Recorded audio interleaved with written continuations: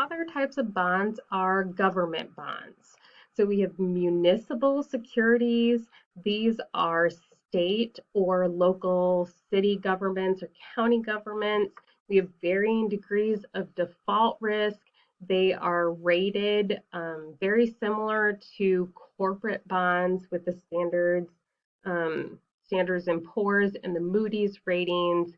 Interest received from municipal bonds is tax exempt at the federal level, um, sometimes exempt from the state level, but if you have local taxes, you might have to pay a local tax on them. Government bonds are generally fairly secure because we don't expect the government to default on them. Now, municipal bonds aren't as guaranteed as federal level bonds because we know the federal government's going to pay, but very small cities or towns might not have the ability to pay. So there are multiple types of government bonds. So we have treasury bills, which are T-bills. T-bills are pure discount bonds. So if you remember from chapter 5, where we talked about pure discount loans, then pure discount bonds. A pure discount bond is also called a zero coupon bond. It pays zero interest and it trades at a discount of its face value. Treasury notes have coupon debt. Their original maturity is between 1 and 10 years, and treasury bonds have coupon debt or coupon payments, and their maturity is greater than 10 years. So the difference between treasury notes and treasury bonds is the length to maturity. On this slide, we're going to look at another example. So we have a taxable bond with a yield of 8% and a municipal bond with a yield of 6%. If we're in a 40% tax bracket, which bond do we prefer? So we're going to look at what the after-tax return on the corporate bond is. So we take the taxable yield times 1 minus our tax rate of 40%. And we get after-tax return of 4.8%. So our after-tax return on the corporate bond would be 4.8% compared to our 6% return on the municipal bond. At what tax rate would we be indifferent between the two bonds? Well, then we're going to take 8%, make the two bonds equal each other, the taxable bond yield and the municipal bond yield, and then solve for our tax rate, so 1 minus the tax rate. So at 25%, they would both have a same return for us, regardless of whether we had to pay taxes on them or not. So zero coupon bonds. So zero coupon bonds are also sometimes called pure discount bonds. So a pure discount bond or a zero coupon bond makes zero interest rates. They have a coupon rate of 0. So the entire yield to maturity comes from the difference between the purchase price and the par value. So there's going to be a wide difference between the purchase price and the par value. They cannot be sold for more than the par value. They're sometimes called zeros or deep discount bonds. Treasury bills and U.S. savings bonds are good examples of zeros. We talked about U.S. savings bonds a little bit during chapter 5 when we were talking about pure discount loans. Floating rate bonds mean that the rate is adjustable depending on some index value. Those other examples of floating rate debt are adjustable rate mortgages and treasuries that are linked to the inflation rate.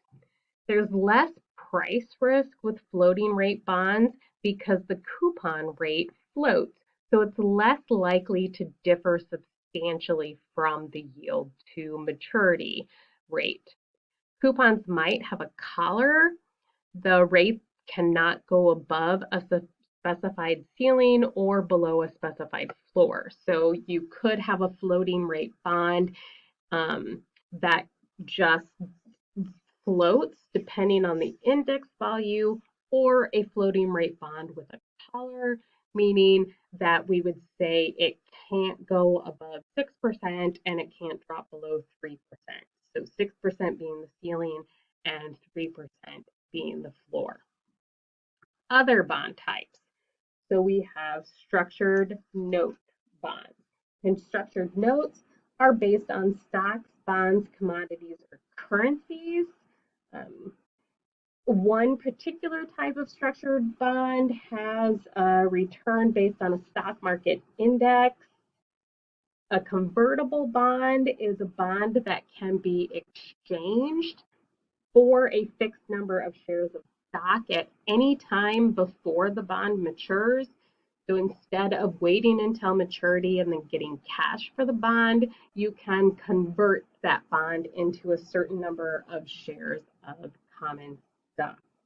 Then we have put bonds, and put bonds allow the holder to force the issuer to buy the bond back at a stated price. So this is the opposite of a call provision.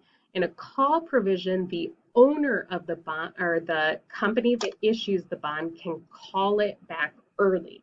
In a put bond, the person who bought the bond can push it back to the company. Many types of provisions can be added to a bond. It's important to think about what these provisions do, how they benefit and affect any required returns. But when we are making that bond agreement, these kinds of provisions are going to be put into that agreement. So bond market. Bonds are actually bigger markets. The bond markets are actually bigger than stock markets. So bonds are being traded all of the time. They're primarily over-the-counter transactions with dealers connected electronically. There's an extremely large number of bond issues, generally low daily volume in single issues.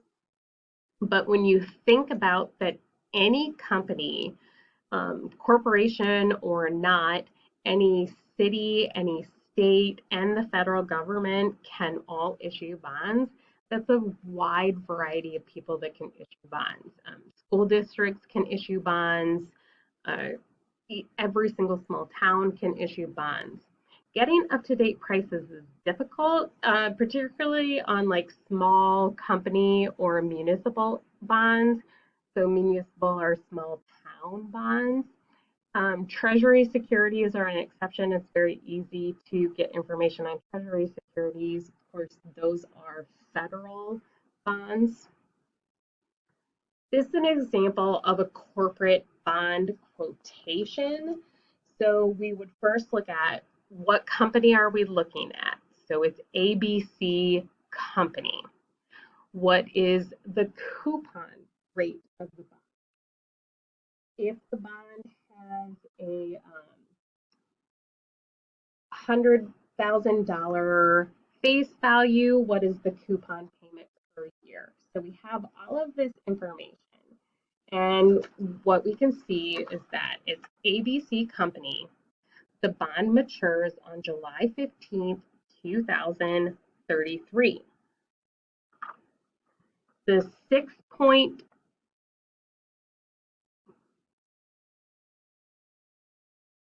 So the 8.37 is the coupon rate of the bond. The quoted price or the ask price and the bid price. So we can see here, this is an example of we have a bond that matures on May 15th, 2030. The coupon rate is 6.25. The current bid price is $132 or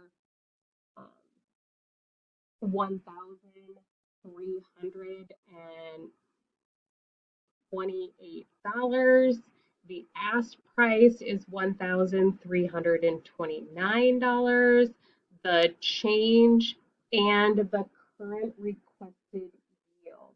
So the yield to maturity, that's based on, remember, the yield to maturity is closer to current market rates than the coupon rate on the bond. For Treasury quotations, we see this highlighted quote. So when does the bond mature? 5/15/2030. Coupon rate is 6.250. The bid price is 132.89. That means if at 1,000 par, it's times 1,000, so $1,328.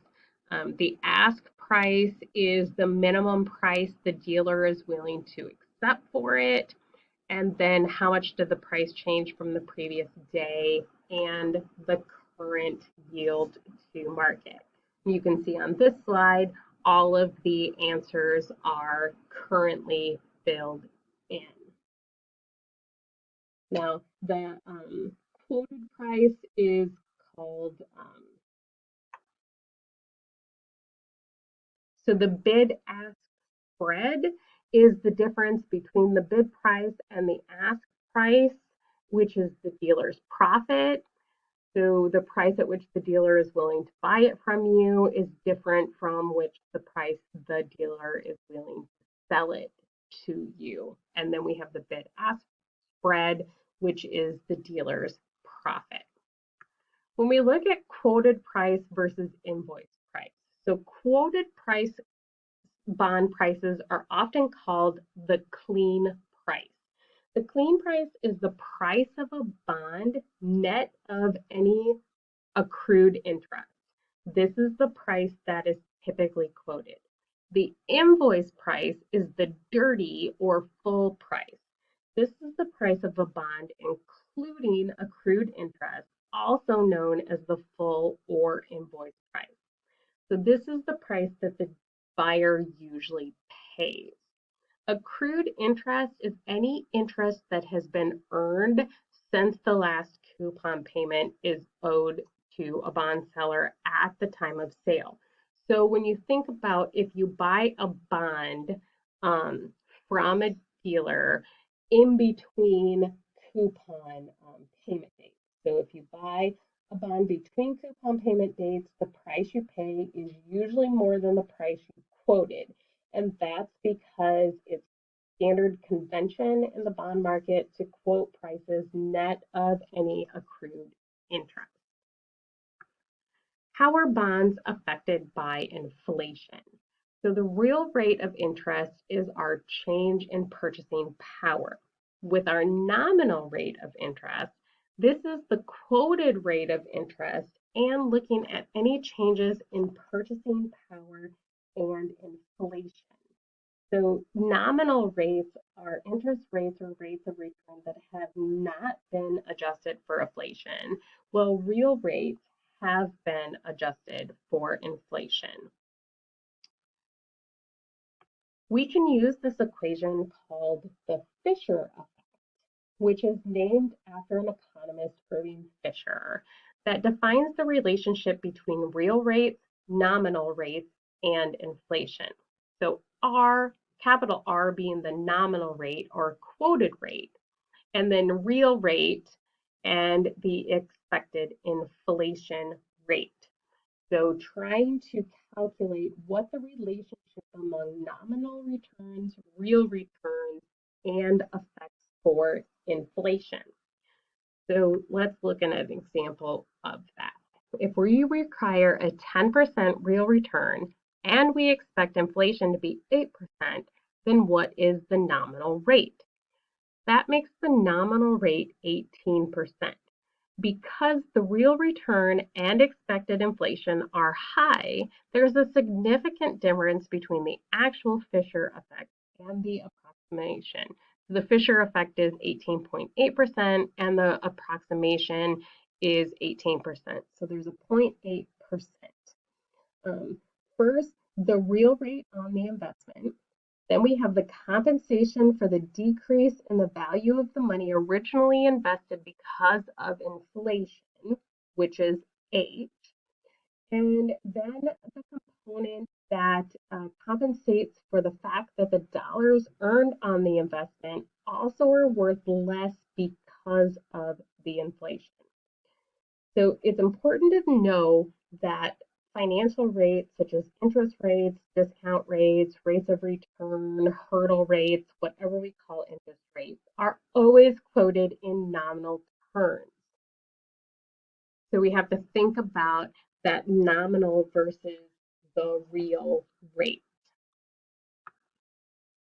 The relationship between time to maturity and yields, all else equal, is the term structure. So this is the effect of default risk, different coupon rates when we remove it. So we're going to see on the next slide a graphical representation of a yield curve. So a normal yield curve is upward sloping and an inverted yield curve is downward sloping. So this is looking at the relationship. So the term structure of interest tells us what nominal interest rates are on default-free pure discount bonds of all maturities.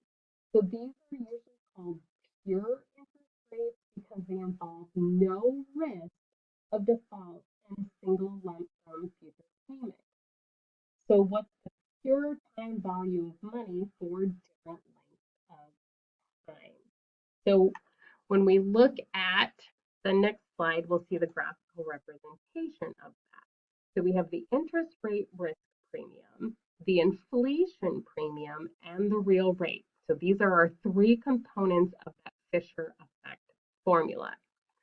We have our nominal interest rate, the time to maturity, and then the stated interest rate.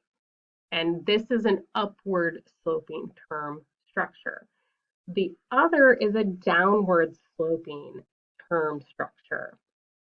So the interest rate risk premium, the inflation premium, and the real rate, also parts of the Fisher effect formula. Then we have the nominal interest rate and the time to maturity. So when we're looking at the interest rate risk premium, that's the compensation investors demand for bearing interest rate risk. And the inflation premium is the portion of a nominal interest rate that represents compensation for future inflation. So we know that inflation happens. So if we buy a bond that doesn't mature for 30 years, we want to know what the interest rate risk premium and the inflation premium is on that. This is an example of a treasury risk yield. So treasury notes and bonds of different maturities are not the same. So this is an example of a treasury yield curve.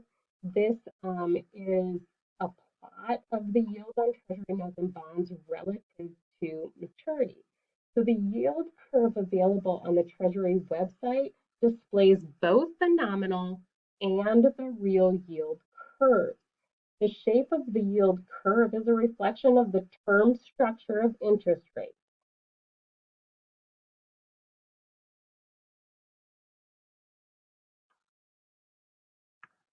So what factors affect our required return? So we have the default risk premium, our bond ratings. We have the taxability premium, so municipal bonds versus taxable bonds, our liquidity premium, bonds that have more frequent trading generally have lower required returns. We have the maturity premium. The longer term bonds tend to have higher required returns because the longer to maturity, the longer that we have interest rate and inflation rate risk, and anything that affects the risk of the cash flows to the bondholders will affect the required rate of return. returns on a bond.